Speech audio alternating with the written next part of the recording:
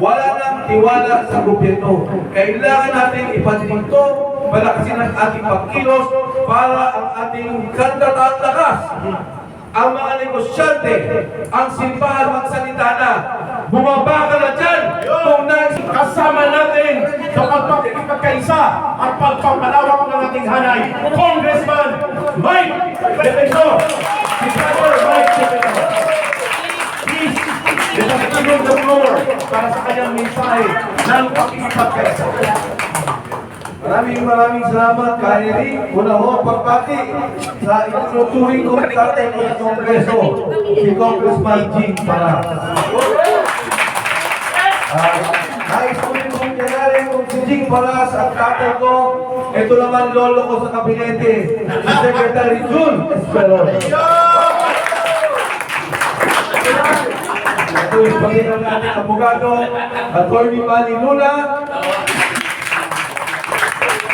At kasama ko po ng pakikibaka. Bata po kami, pareho kami nagsimula sa kaliwa. Tama. Sika, Eric, Almenda. Sa lahat po ng ating mga kasama, hindi ko alam kung nabati ko na po lahat ng mga liderato nandito. Alam ko kayo mismo, mga presidente at tagapangulo ng inyong mga organisasyon. Secretary John, nandiyan ka po.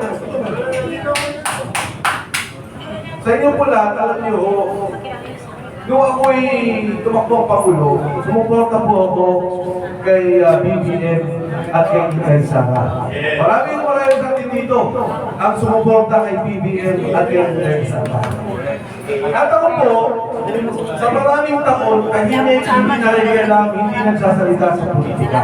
Sinabi ko na rin yan na pinipilit po ako, inibitahan na bumalik sa politika, at sabi ko ayoko muna dahil gusto kong mag-focus at bigyan pansin ang negosyo at ang aking pamilya.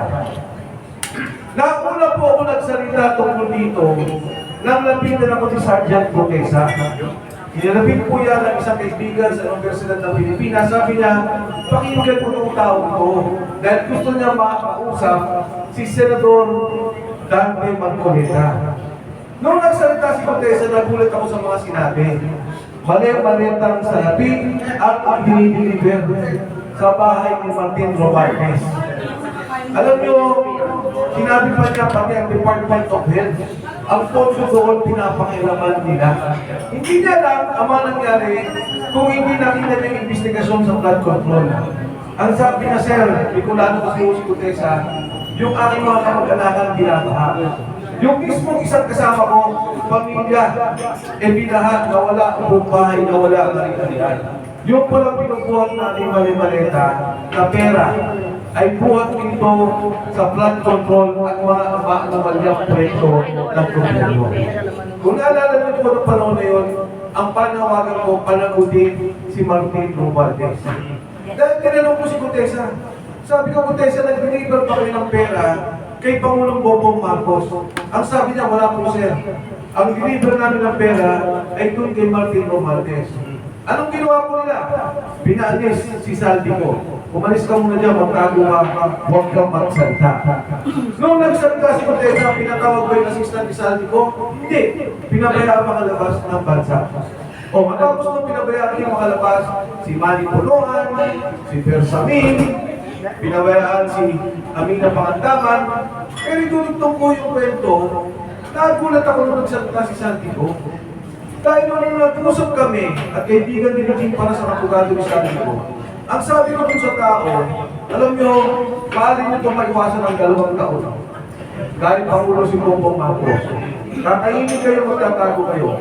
Pero matapos ang 2 taon, pag hindi kayo nagsabi ng totoo, lalabas ang katotohanan na ninakaw nyo ang pondo ng gobyerno at si Saldico ang mastermind. Nagulat ako, nagsalita si Saldico. Anong sinabi niya? Nag-deliver ako ng pera kay Pangulong Bongbong Marcos. 100 milyong piso. At magugulat po kayo, hindi lamang yung nakaraang taon. Magmula pa noong 2023, 2024, 2025, 100 milyong piso ang direkta na pupunta kay Bongbong Marcos. Ano ang sinabi sa kanya? may kota ka, 2 milyon, buwan-buwan i-deliver mo. Ano ang nangyari sa mga proyekto natin? Nakita nyo, nandito tayo sa Ortigas. Nandiyan ang subway. Yan po, proyekto ng JICA. Dapat dyan, may pondo tayong ilalaan para dyan at magbibigay ang Japanese government. Tapos dapat dyan, ng 2028. Correct. Sinimulan niya ng panahon ni Pinoy, ipinlansya ng panahon ng Pangulong Duterte. Nakuha ang buong programa. Lalagyan lang nila ng pondo. Anong ginawa nila? Kinuha ang pondo ng subway, nilagay sa flood control. Noong nakaraang taon, PhilHealth, ang pondo 89 billion. Hindi yung pera ng gobyerno yan. Pera po natin ang contribution. Ang ginawa ng Pangulong Duterte, sabi niya, kahit na ikaw ay senior citizen na wala ng pera, o kahit na ikaw mahirap, tutulungan ka lang ng gobyerno maglalagay ng pera. Yes. Pero kayo mga empleyado, buwan-buwan, binabawasan ng pera natin para maglagay tayo sa PhilHealth. Kaya pera po natin yan. Anong ginawa? Kinuha ang pondo ng PhilHealth, inilagay sa pondo ng gobyerno, inilagay doon sa unallocated funds. Saan nilagay? Flood control project na post. Yung PDICO, pero din natin yung ipinabayad sa mga bangko. Bakit? Pagka po ang bangko nagsara, meron tayong nilagay na deposito, meron tayong insurance na pera dito. 107 billion. Hindi ho nila pera yan, hindi pera ng gobyerno. Kinuha ang pondo yan, saan nilagay? Sa flood control. Ngayon, si Julius Peron. Kaanod. Si Julius Peron, pinakilala to.